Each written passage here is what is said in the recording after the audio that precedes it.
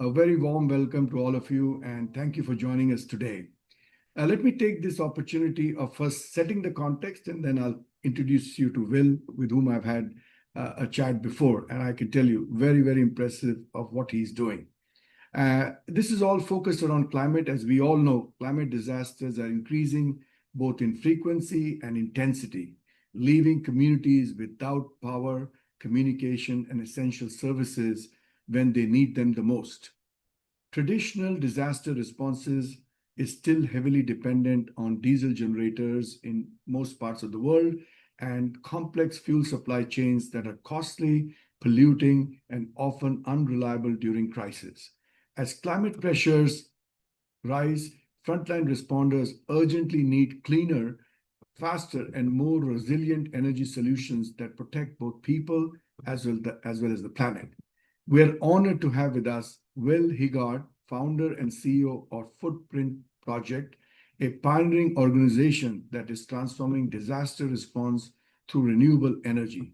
By deploying solar microgrids, power stations, and circular energy logistics, Footprint Projects has powered hospitals, shelters, community centers, and relief operations in some of the most challenging environments all across the world. Will's work demonstrates how clean energy is not just an environmental choice, but a humanitarian imperative. So in today's session, which we are calling From Crisis to Sustainability, Building Greener Disaster Recovery Systems, the goal is to explore how renewable technologies, cross-sector partnerships, and innovative logistics can accelerate rapid response, strengthen community resilience, and redefine the future of disaster recovery.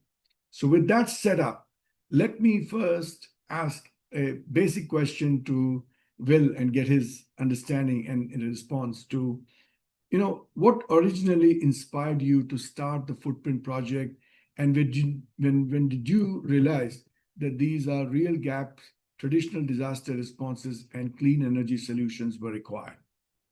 Yeah, thank you. It's a real privilege to be here today. My name is Will Higgard. I work as the founder and founding director of Footprint Project. And what started this, I'll tell the intro, the kind of background story, how we got into this, and then if it's okay, I'll share a couple slides to just give the kind of images of what we're actually talking about when we think about mobile solar microgrids or other sustainable response technologies in disaster zones, and how that looks for first responders and frontline communities. But this kind of arc or this story really started after I had been working during the Ebola outbreak in West Africa, and I had the opportunity to lead a grant for an incredible humanitarian organization called International Medical Corps, and they hired me as a program manager. I was in my 20s. I was young and excited to get out there and learn and be a part of the international humanitarian response system. And the grant they had hired me to manage was focused on building, basically it was post in the year after Ebola, where we were trying to build the lab like specimen, the blood transfer and laboratory specimen referral system. So the countries had basically their laboratory system had collapsed because so many people had died from Ebola, and the medical system was just completely gutted. And I was part of the response team that had the plan was to support 5 really rural health clinics with gas generators, a fridge, and then train those laboratory technicians to safely draw blood from patients in that very rural area of Guinea, West Africa, and then put those blood samples, store them in the fridge, keep the generator running to keep the fridge charged, then put the blood samples on a motorcycle with a person in a backpack to send them to a bigger lab in Conakry, or there was the U.S. Military lab still operating, and test them for Ebola and meningitis and a bunch and three others really scary diseases. And I had come into this grant, and I was thinking, wow, this is really going to be really hard. It's very exciting, but if I could avoid having to worry about the gas in the generator, if I could take that off the plate of the problem, right? We have so many problems happening right now, right? We have to train the lab techs, we have to figure out how to track the samples, we have to figure out the motorcycle transport, we have to make sure the tests are ready, we have to text the results back to the lab so that the patient can see them. So much, we have to train people all to do this, and we have so little time. It was like a year grant. And I remember thinking, if I cannot worry about the power, this it will make everyone's job easier. So I asked our logistics team, hey, I've heard of these solar refrigerator things. Are they out there? And they came back the next day with three quotes. We asked the donor, it was CDC Foundation. We asked CDC, can we move some money around to pay, because it's more expensive to pay for the solar refrigerator than the gas generator, and gas. It's a little more expensive upfront, but we think it's going to be cheaper in the long run, and it'll be easier. And they were like, yeah, of course, do that. You guys know, you're there, you know what's going on, do that. And that we installed them within a month. And for me, that was like that was my light bulb moment of like, this is a technology that people are using and is available. The challenge is how to integrate it into the broader humanitarian response system, how to finance it at scale, because it's more expensive up front, and then how to train people to know that how to operate this new tech in complex scenarios. And so I came back from that program to the US. I was working as a paramedic, and we started responding into US disasters. And I noticed that there was very little solar battery solution deployment happening right in my backyard in the United States during power outage disasters. And so that's kind of what we started realizing that, oh, maybe a nonprofit response organization that was dedicated to providing those solutions as a no-cost service for other responders would be, one, super beneficial, and two, could help change do a little systems change in the disaster moment, so that we could move the needle towards more sustainable response programs in general, as these climate crises are growing in, as you said, in frequency and intensity. So that's kind of what started it. We've taken, as many startups go, we've taken a very long and windy road from there. Great. So yeah, I'll start with this photo because I love this one. This is a relief base camp that was set up after Hurricane Ida in southern Louisiana, way down the bayou, about 2.5 hours south of New Orleans, where I'm calling from. And this is a volunteer camp that was housing about 30 people in the tents. The bottom left tent, in the bottom left white tent, was a medical, first aid clinic. The middle tent was a kitchen, and then the top right tan tent and the top left white tent were sleeping quarters with fans, because it's hot in Louisiana. So we set up a pretty large temporary microgrid on this tennis court to power that relief base, and they significantly offset their fuel use. Every couple, if it got cloudy for a bunch of days, they sometimes had to run a generator, but they went from running multiple generators 24/7 and having to worry about all that fossil fuel, to running it only on a couple hours when it's cloudy. So Footprint Project's mission really is to help build back greener after disasters by mobilizing cleaner energy infrastructure to crises. When the lights are out for communities, we focus on providing rapid power infrastructure needs assessments. then mobilizing these solar microgrids, delivering them, setting them up, and making sure they work.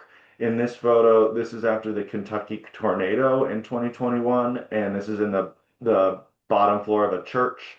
And we're setting this technician is setting up a portable solar generator to just keep the lights on.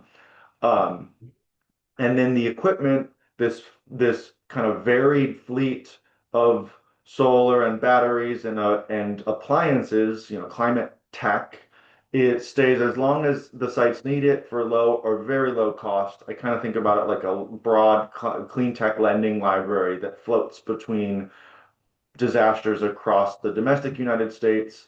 And then we responded to the Maui wildfires, and we have some equipment in Puerto Rico and now Jamaica, which I'll share some photos of in a second.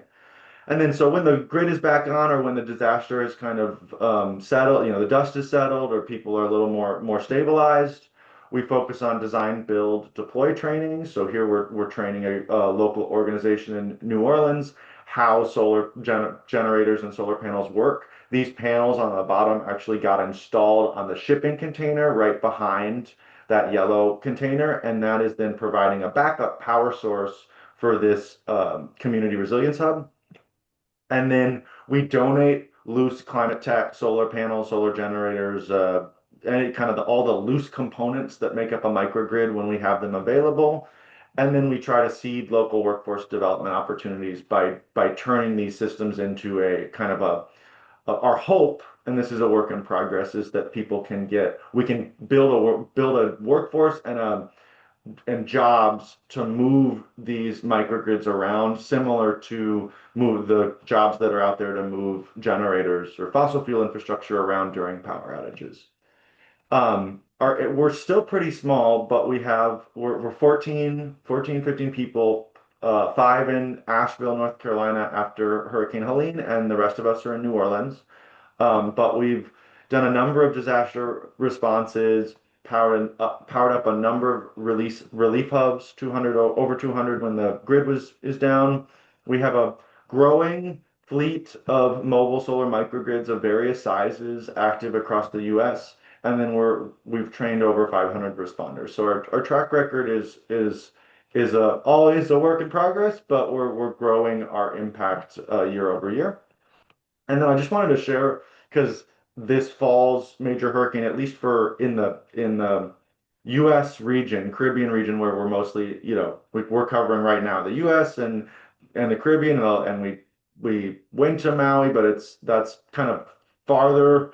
We're still dipping our toe into the international or regional, moving this stuff farther across the world. But the photo on the left is a medical team loading portable batteries to power Starlinks less than a week after Hurricane Melissa hit Jamaica. And then the photo on the right is a Jamaican renewable energy solar installer uh, installing a temporary solar microgrid at a community health clinic, the Grange Hill Medical Center, for in West Jamaica, where the power is still expected to be off for months.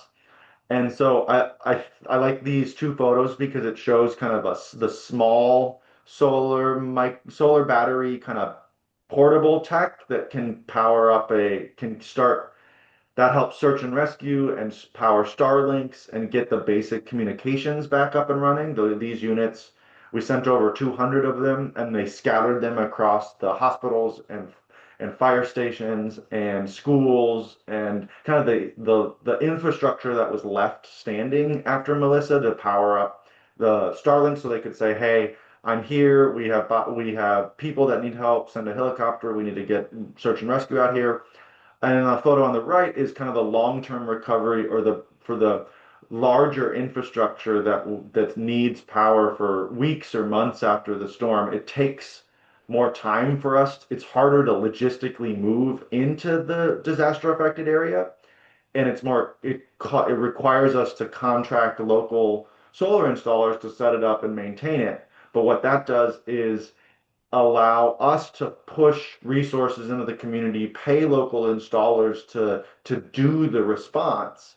And then these units can provide real lasting benefit in the long arc of the months to years of recovery. So these panels might go on the roof of the health clinic once the health clinic's roof is repaired. But right now, what they need is power because their generator broke and they're treating patients with a solar lamp, and they need to run their IT systems and their CPAPs and medical devices. So the unit on the right is much more um, it's infrastructure scale, while the stuff on the left is more temporary or portable, kind of you can move it around easier. And then I just wanted to share kind of something, a unique project we're working on in North Carolina since Hurricane Helene, which hit Western North Carolina about a little over a year. And what we're trying to figure out is how mobile microgrids, portable units up to towable or those pallet level batteries can provide varied infrastructure support. So mobile battery units that power water filtration or cooling centers, but really connect the mobile microgrids to climate efficient appliances or clean tech, the next most efficient air conditioner or the most efficient atmospheric water generation and filtration system, or we know that the curve of climate tech innovation is only really getting started. So we're trying to do is stay ahead of the new the better tool in the toolkit per se to provide power, water, and shelter space or space for humans to gather and survive these events, and then how they can connect between responses to more permanent sites and provide the broader grid a benefit when they're sitting there. So instead of, a lot traditional disaster response involves putting a bunch of stuff in a warehouse in a spot, waiting till that disaster happens, and then shipping it out, right? And getting it out to those affected communities. And since these assets are regularly generating power as long as the sun's out and the unit's on, we think that similar to like vehicle to grid tech or other innovations in the microgrid space, these units could provide benefit to various stakeholders when we physically move them, or when they're staged at a central location at a hive, they could just send their electrons to the grid we may not have to move them, we can just plug them back into the grid and they can provide that grid support. So again, when we think about the tech that we're deploying during disasters and then staging between disasters, we're looking at little ones and then medium ones and then large ones and then extra large ones in the portable to containerized stack, and then pairing that with water generation and filtration, with cold storage for medications and food, and then with those little, the little batteries that people need to just charge their phones, so we can provide a holistic kind of set of solar battery and climate infrastructure tech that can serve to truly try to decarbonize the disaster response infrastructure need, right? Everything from power tools to sawmills to fleet, mobile medical base camps like you saw in the beginning of the slides. So just as an example, this trailer in the background has responded to multiple disasters across the US. It's now based in New Orleans, but last year it responded to Pensacola, which is a small mountain town up in Western North Carolina after Hurricane Helene. And similar to the picture in Jamaica, there's a big panel array powering. This is a community resilience hub that was temporarily set up because most of the infrastructure out there got washed away during the storm. And this is the National Guard setting up the solar array. That unit stayed there for a couple months. And then once the grid returned to that site, we took this down and moved it back to the hub that we're now using. We're basing all of our operation out there in Mars Hill. So I think about this as like a unique example of a solar bee that can support a site when the grid's out and then float or buzz around to other disasters and pollinate new resilience hub microgrid projects after climate disasters. So I will stop there. And Arup, again, thank you for taking the time to talk about these very hard problems because there's tech. It's a complex web of tech and people and finance and money, and then the logistics of getting these high tech units to the folks that really can use them, and it's a very much a team effort. Fantastic, fantastic. Well, thank you so much for sharing. I think, as I mentioned when you started the presentation, when you look at it, the way you presented, it gives a perspective of what it takes to actually get involved in disaster recovery. And as we all know, power plays a very, very important role. But one of the questions I had for you was, why is it important to see renewable energy as a critical part of modern disaster recovery? Why do you need renewable energy?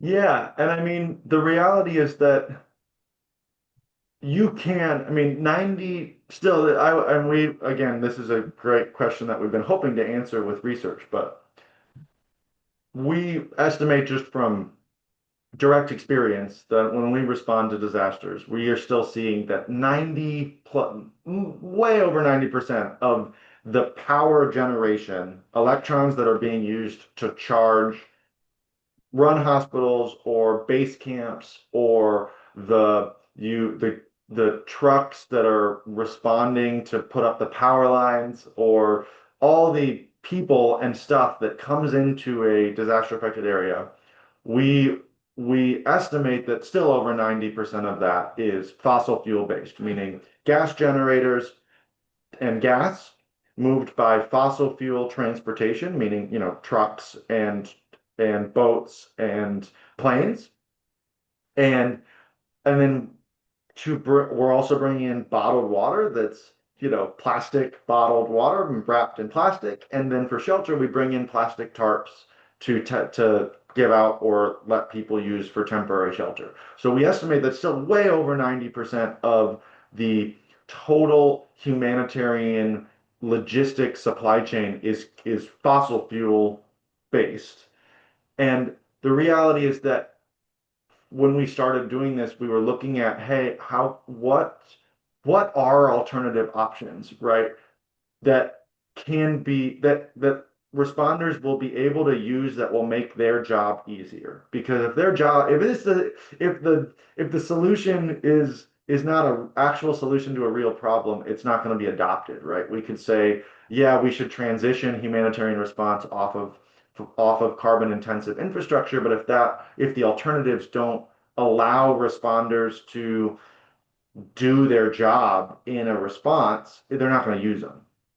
So I say that because what solar and battery solutions do that other renewable options out there, meaning wind turbines or hydrogen, and I think people out, some of the audience might see a lot of there's a growing number of renewable tech that is coming out down the pipe, and we're very excited about it. But the reality right now is that if we're looking for what is a better alternative to a gas generator that we can buy on Amazon and it'll work, or we can take it off the shelf and use it as a layperson, the portable or mobile solar battery solution is still kind of one of the only alternatives that we have. And what it does is that battery allows if you have a small enough load, like a Starlink that runs at 40 watts, or a CPAP that also runs at about 40 to 60 watts,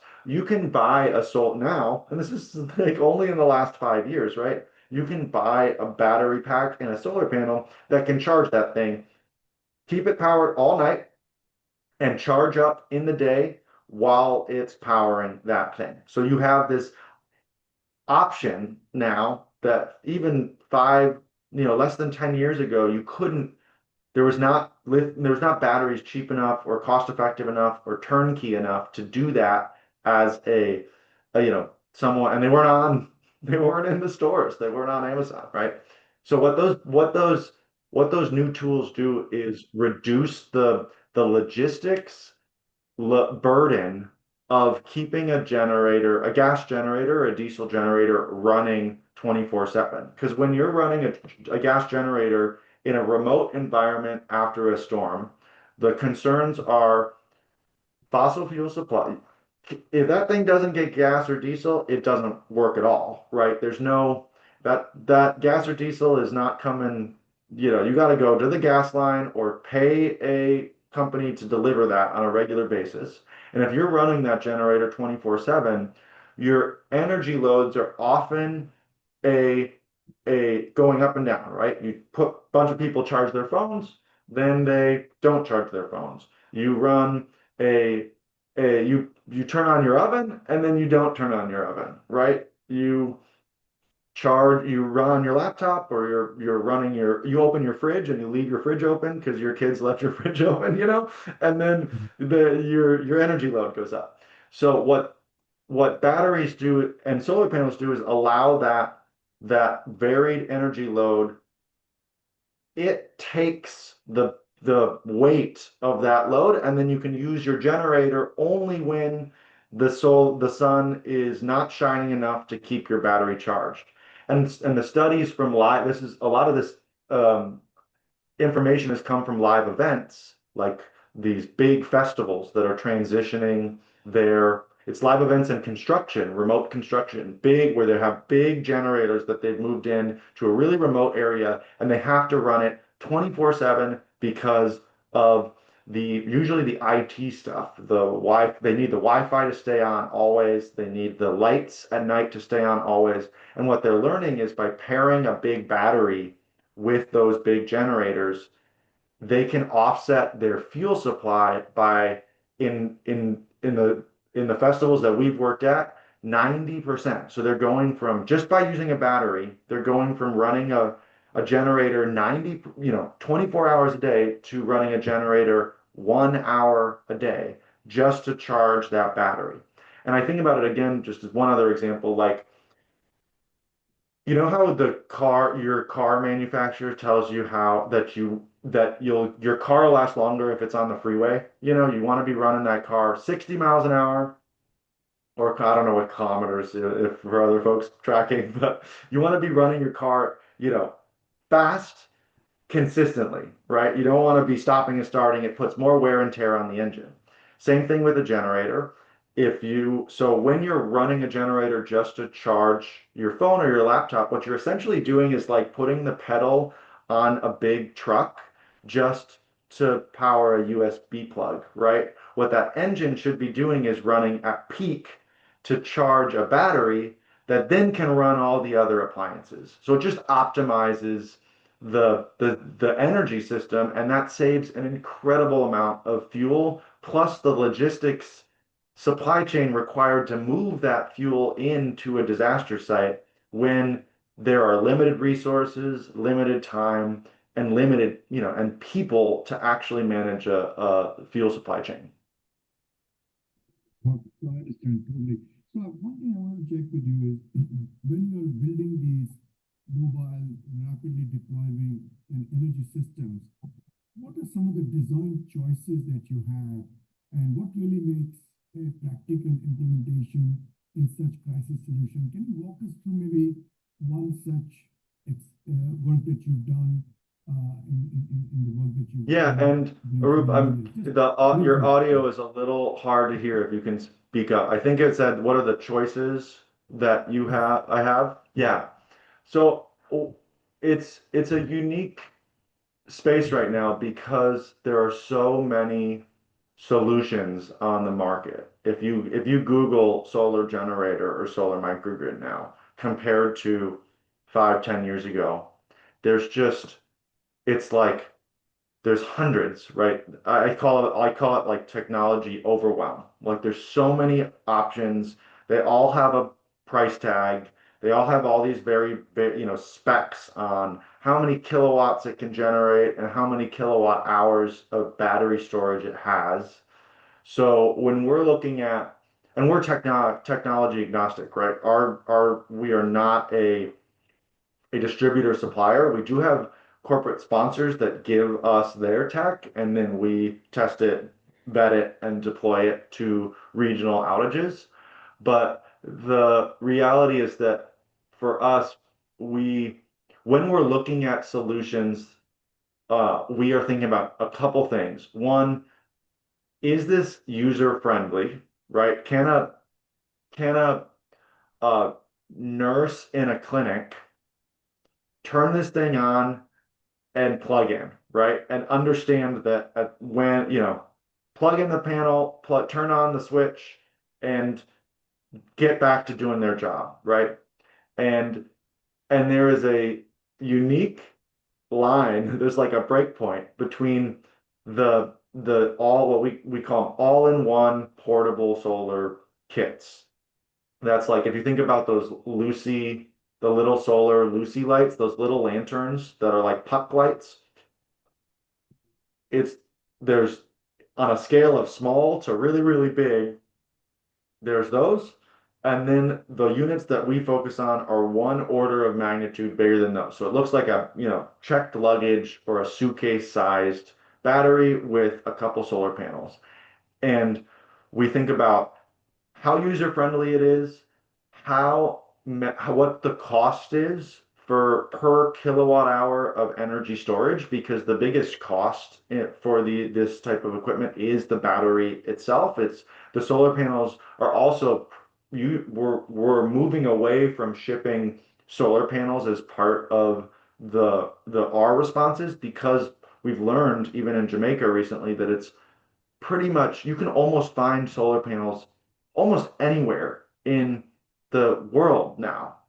We don't, the need for the actual panel, we usually can just go buy that, right, at from a local solar distributor or an installer in the biggest hub, right, city, market, so, wherever the disaster has hit.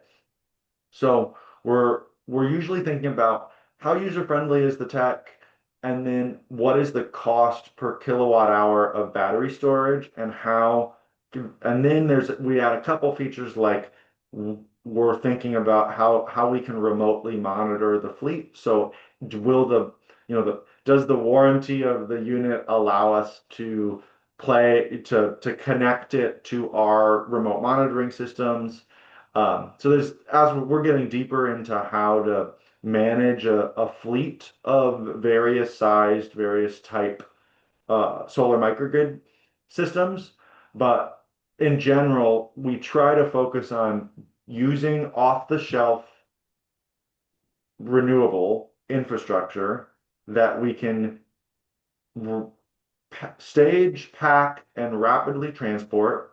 And then once we get to the bigger sized units, we think about how the which which large batteries, when we're looking at container or palletized size systems that are going to require, a nurse's or the doctor at the clinic or the, community aid worker is not going to set up they're not an electrician, right? They're not going to wire the battery into the breaker panel of their facility. They shouldn't, right? It's not safe.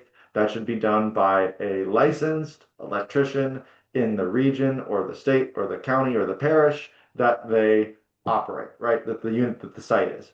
So once we're into the bigger scale of units, we really think about what what what suppliers of hardware are available in the region, and then who in the installer network knows, is trained or certified on that technology. And I'll give you a good example, like Tesla, right? We partner with them to move their mobile Powerwall units into various storms across the region, and we're often relying on their installer network to help get the unit up and running. We can install it to an extent, but once we're talking about connecting the big battery to a breaker panel, we're not, for example, in Jamaica, we're contracting local solar installers to do that work so that we don't, so they do it because they know and they're certified and licensed in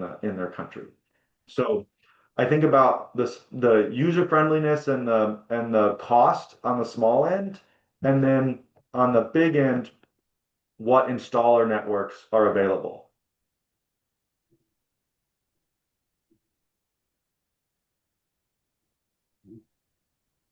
Okay. Thank you. Thanks for these incredible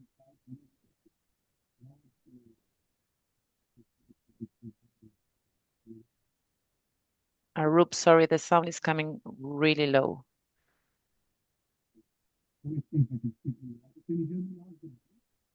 Not much. Do you want me to launch the poll question? Yes, please Perfect. go and ask the poll questions and then Yeah, I will try and ask the few more we can Wonderful. questions adapt. before opening for the audience. Yes. Let me It's in launch the the job poll question. description. 100%.